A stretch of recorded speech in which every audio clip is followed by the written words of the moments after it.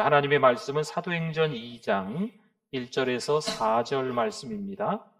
은혜 받으실 하나님의 말씀 사도행전 2장 1절에서 4절 말씀 우리 같이 한번 읽어봅니다. 오순절 날이 이미 이름에 그들이 다 같이 한 곳에 모였더니 호련히 하늘로부터 급하고 강한 바람 같은 소리가 있어 그들이 앉은 온 집에 가득하며 마치 불의 혀처럼 갈라지는 것들이 그들에게 보여 각 사람 위에 하나씩 임하여 있더니 그들이 다 성령의 충만함을 받고 성령이 말하게 하심을 따라 다른 언어들로 말하기를 시작하니라. 아멘. 우리 옆에 분들을 보시고 같이 우리 반갑게 우리 미소 띄우시고 우리 인사 나누시겠습니다. 잘 오셨습니다. 은혜 많이 받으세요. 건강하세요. 반갑습니다. 네. 네. 누군가를 잘 따르며 배우고 있는 것처럼 보이는데 참 이상하죠. 변화가 없는 거예요. 좋은 영적 지도자와 함께 있는데 영향을 받지 못하는 거죠. 안타깝지만 이들에게 해프닝이 많습니다. 미성숙한 모습까지도 보입니다. 이들의 발자취는 갈팡질팡하고요, 비실비실하며 심지어 좀 한심하기까지 합니다. 시험에 자주 들고 상처를 쉽게 받습니다. 원망도 하는 듯 보입니다. 좀 심한가요? 그들의 믿음에 확신이 없어 보입니다. 이들은 결정적인 순간에 좋은 영적 지도자를 부인하고 도망가기까지 했습니다. 누구를 말하는 걸까요? 복음서의 제자들이 그렇습니다. 요즘으로 말하면 교회는 잘 나오는 것 같은데 신자라고 드러내지 않습니다. 상처를 쉽게 받고 남 탓하고 불평과 원망이 있습니다. 변화와 성장이 없는 거죠. 같은 교회를 다녀도 좀 다르게 보이는 분입니다. 교회는 다니지만 성령 사건이 분명하지 않으면 그 신앙이 이렇게 애매해 보입니다. 언젠간 어떤 이유에서든지 주님을 떠날 수 있는 준비가 되어 있습니다. 그럼 이들에게 어떤 일이 일어나야 할까요? 고린도전서 2장 12절에서 14절 말씀을 보면 우리가 세상의 영을 받지 아니하고 오직 하나님으로부터 온 영을 받았으니 이는 우리로 하여금 하나님께서 우리에게 은혜로 주신 것들을 알게 하려 하심이라. 우리가 이것을 말하거니와 사람의 지혜가 가르친 말로 아니하고 오직 성령께서 가르치신 것으로 하니 영적인 일은 영적인 것으로 분별하느니라. 육에 속한 사람은 하나님의 성령의 일들을 받지 아니하나니 이는 그것들이 그에게는 어리석게 보이며 또 그는 그것들을 알 수도 없나니 그러한 일은 영적으로 분별되기 때문이라. 아멘. 뭔가를 배우는 것처럼 보이지만 자기중심적이에요. 어린아이 같다는 거예요. 그러니 쉽게 상처를 받고 원망하고 불평하는 겁니다. 신앙으로 사는 것처럼 보일 수 있지만 뭔가 좀 이렇게 애매모호한 거죠. 성령을 받아야 영적인 일은 영적으로 분별할 수 있는 줄 믿습니다. 그렇죠. 하늘의 뜻을 알지 못하면요 매사에 실망하고 남 탓하기 바쁩니다. 왜 나만 인생이 이렇게 꼬일까? 그렇게 생각하시는 거죠. 사실 삶 전체가 은혜인데 이들은 도대체 뭐가 은혜인지 몰라요.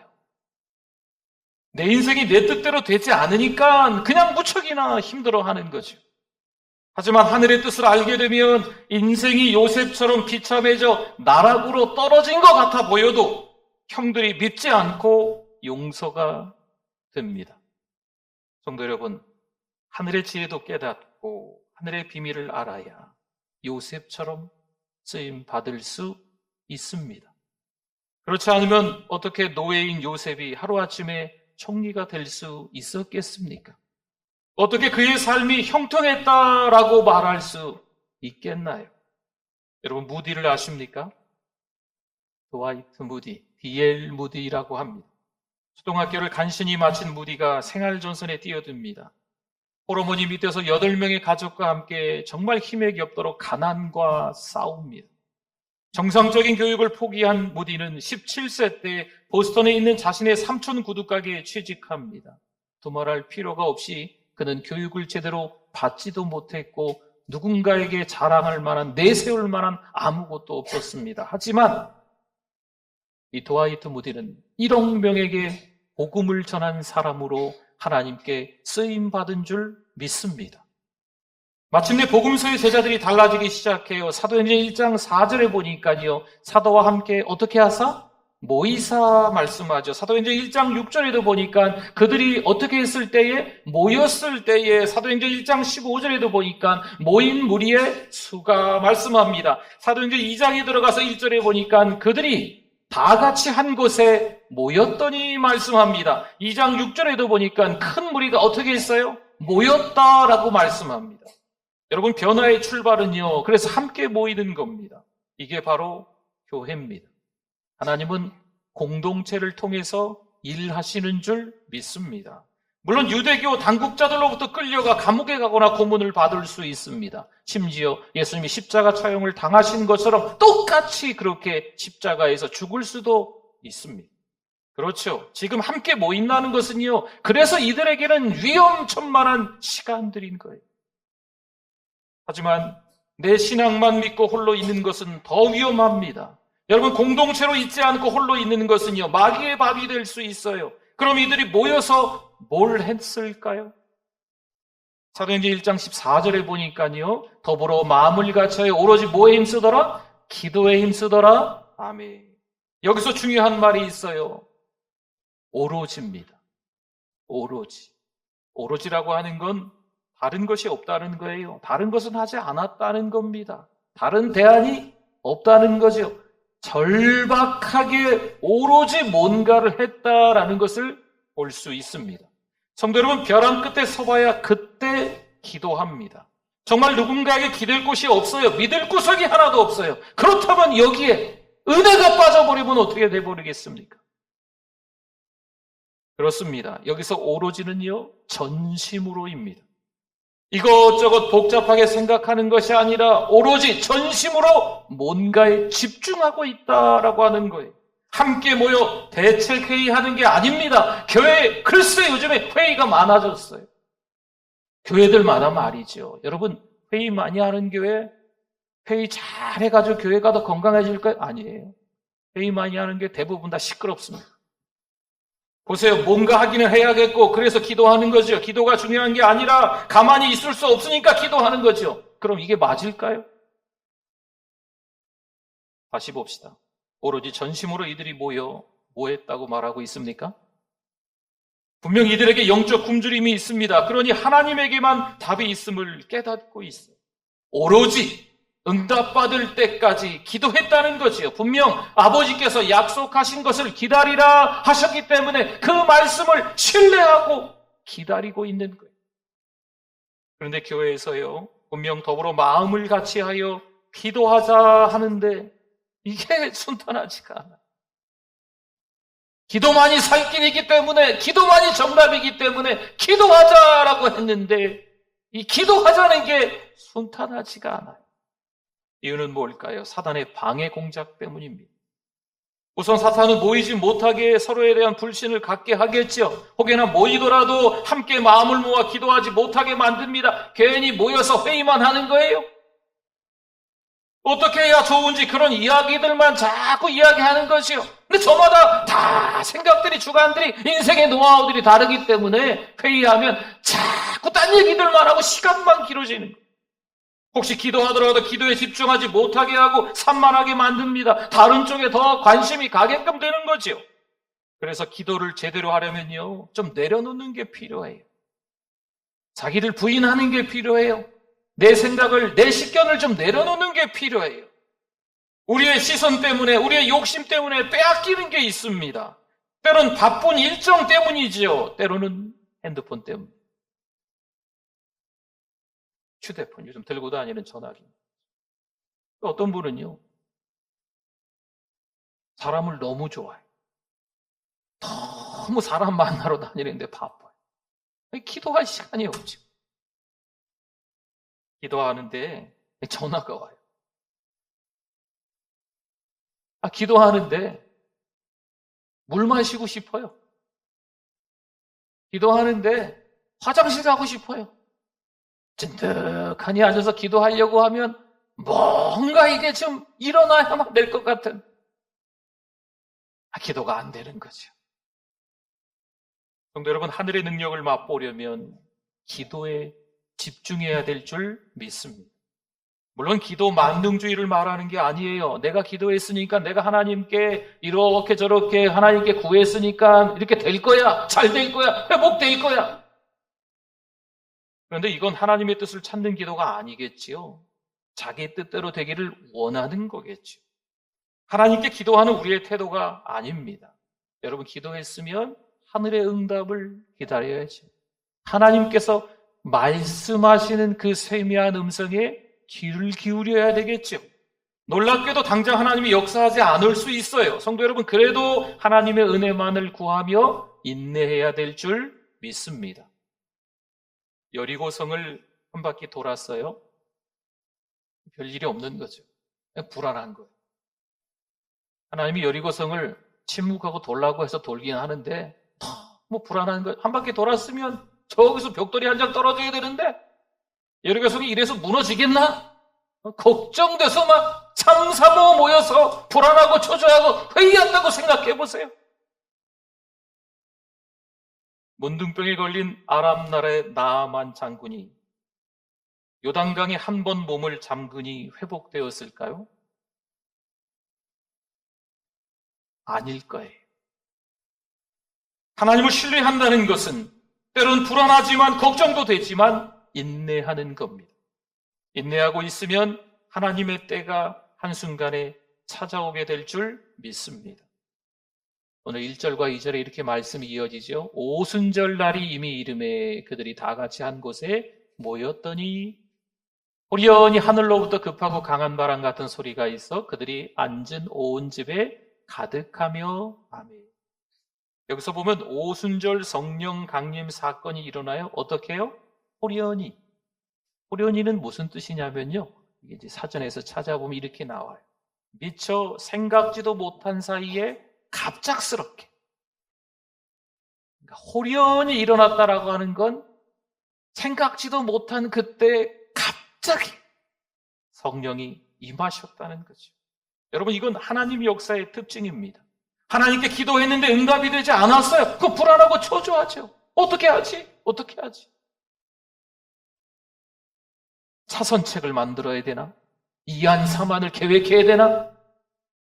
무려 40일이나 아침 금식하며 기도했는데 말이죠. 3일 금식하면서 기도했는데 말이죠. 저녁마다 100일씩이나 작정하며 기도했는데 말이죠. 아무런 응답이 없는 거예요. 너무 지쳐서 이젠 그만 기도해야 되겠다 생각하는 거죠.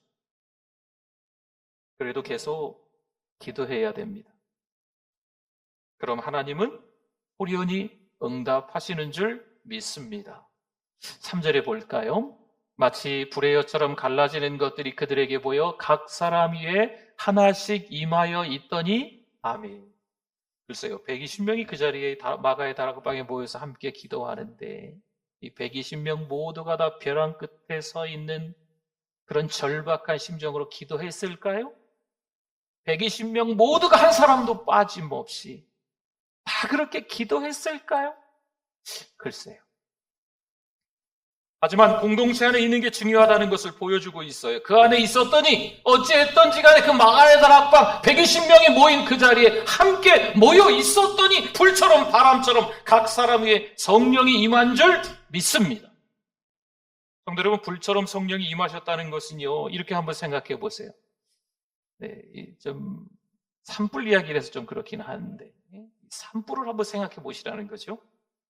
말릴 수가 없습니다. 삽시간에 퍼집니다. 그렇죠? 불이 날아다니는 것 같아요. 불이 살아있는 것 같아요. 성령이 임하시면 가까이 동서남북에 있는 사람들이 그냥 느껴지는 거예요. 성령이 임한 사람, 성령 충만한 사람 옆에 앉아보십시오. 덩달아 막 뜨거워지는 거예요. 가족들이, 직장 동료들이, 지인들이 그걸 느낍니다. 비밀스럽게 신앙생활을 할 수가 없어요. 사도행전 1장 8절 말씀에 오직 성령이 너에게 임하시면 너희가 권능을 받고 예루살렘과 온 유대와 사마리아와 땅끝까지 이르러 내 증인이 되리라 하시니라. 아멘. 보세요. 성령이 임하시니까 거룩한 물결이 일어납니다. 도시를 넘어 국가를 넘어 하나님의 역사가 일어납니다. 여러분, 하늘의 능력을 맛보려면 함께 모여 뭐 해야 된다고요? 기도해야 되는 거예요. 그럼 그 후에 반드시 호련히 하나님의 역사가 일어나는 줄 믿습니다. 여러분, 권면합니다. 사랑방에서 함께 모여서 은혜 나누세요. 기도하세요. 다른 얘기 하지 마세요. 남녀 선교에서 함께 모여서 딴 얘기 하지 마세요. 은혜 나누시고 기도하세요. 다른 이야기는 교회라는 공동체 안에서 다 불필요한 것들입니다. 화요, 미스바 기도회, 주일 한나 기도 특공대, 매일 새벽 기도, 수요 저녁 기도, 금요 성령 집회, 여러분 힘써서 참여하실 수 있기를 바랍니다. 또 바람처럼 성령이 임하셨어요. 아시는 것처럼 바람은요, 임의로 불어요. 어디에서 어디로 가는지 잘 몰라요. 우리 인생을 우리 마음대로 하지 못한다는 거지요. 성령이 임하시면 성령이 내 인생을 이끌어 가시는 거예요. 성령이 임하시면 내 길을 성령께서 이끌어 가시는 줄 믿습니다.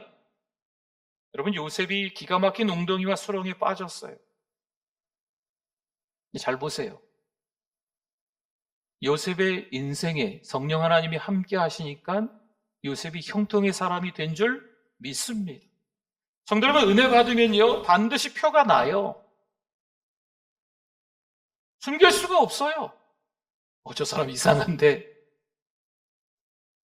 지난달 봤던 그 사람이 아닌데, 지난주 봤던 그 사람이 아닌데, 어제 봤던 그 사람이 아닌데, 호련히 하나님의 역사, 성령 충만한 역사를 경험한 사람은요 이상하게 보이는 12절과 13절에 한번 볼까요? 다 놀라며 당황하여 서로 이르되 이 어찌된 일이냐 하며, 또 어떤 이들은 조롱하여 이르되 그들이 세술에 취하였다 하더라. 아멘. 성령 충만하면 조롱하는 사람이 있다는 거죠. 여러분, 여기서 세술에 취하였다라는 것은요 물론 비아냥하는 것처럼 보입니다. 지난번에 봤던 그 예수님의 제자들의 모습이 아니거든요. 미성숙한 그들의 모습이 아니거든요. 좋은 영적 지도자를 부인하고 도망쳤던 이들의 모습이 아닌 거예요. 그런데 여러분, 이렇게 한번 생각해 보시라는 거죠. 이전에 경험하지 못한 일을 이들이 경험했기 때문인 거예요.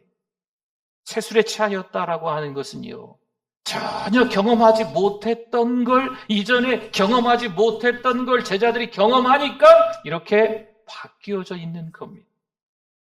성령은요 가장 좋은 것을 선택하게 합니다. 물론 위험한 길로도 인도하세요. 이러면 안 되는데, 내가 어쩌다가 이렇게 어려운 일을 경험하게 됐나, 말도 안 되는 이 현실 속에서 당황할 때가 있거든요.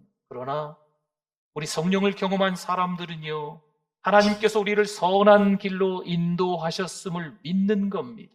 그 기가 막힌 웅덩이와 수렁도 하나님이 인도하셨음을 믿는 거예요. 요셉이 말도 안 되는 비참한 인생처럼 보이지만 그가 이런 고백을 하죠. 하나님이 선으로 바꾸셨습니다.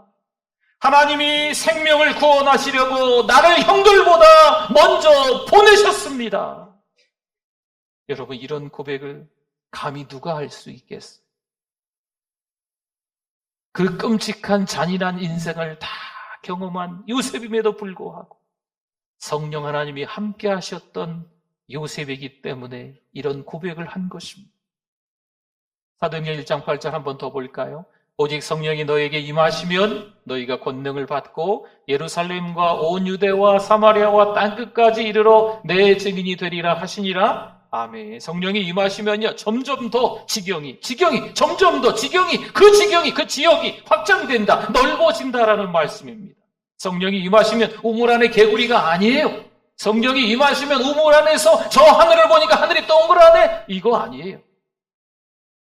성령이 임하시면 그 지경이 넓어지는 줄 믿습니다.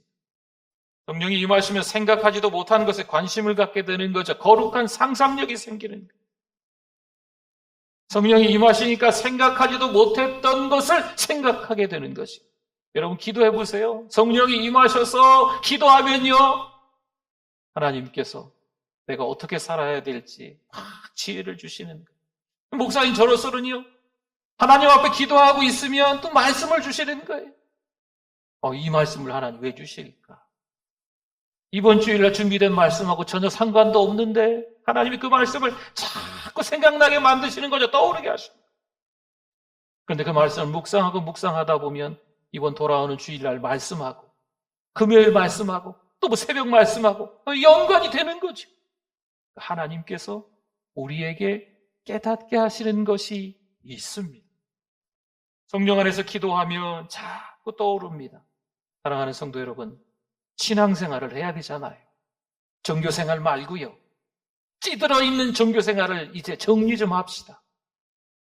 하늘의 능력을 맛보려면 정신없이 산만한 이 세상 문화의 한복판에서 이제 우리가 영적 집중력을 가지고 더불어 마음을 같이하여 오로지 뭐 하자고요? 기도에 힘쓰실 수 있기를 바랍니다. 아멘. 우리 기도하겠습니다. 오늘 말씀 생각하면서 주여 한번 부르시고 기도합니다. 주여, 하나님 아버지 은혜를 감사합니다. 우리를 사랑해 주셔서 하나님의 은혜 가운데 거하게 해주심을 감사합니다. 하나님을 의지해야 되는데 세상과 짝하였음을 회개합니다. 육신의 정력, 안목의 정력, 이상의 자랑 가운데 헐떡이었음을 회개합니다. 너무 세상 속에서 잘 먹고 잘 살기 위해서 예배를 게을리했습니다. 기도하지를 못했습니다. 전도하지를 못했습니다. 하나님 그 영혼들을 사랑하지 못했습니다. 하나님 용서하여 주시옵소서. 다시 한번 믿음으로 살아낼 수 있는 사랑하는 우리 성도들, 성령 충만한 우리 성도들 되시게 하여 주시옵소서. 하나님 아버지, 감사드립니다. 죄 많은 우리들을 사랑해 주시고 예수님 이 땅에 보내주셔서 십자가의 죽으심으로 우리의 모든 죄가 흰눈처럼 양털같이 깨끗하게 씻어짐에 감사드립니다. 하나님, 믿음으로 살지 못하는 우리를 용서하여 주시고 다시 한번 성령 충만함으로 하나님의 자녀답게 살아갈 수 있는 우리들 되게 하여 주시옵소서. 예수님의 이름으로 기도드립니다. 아멘.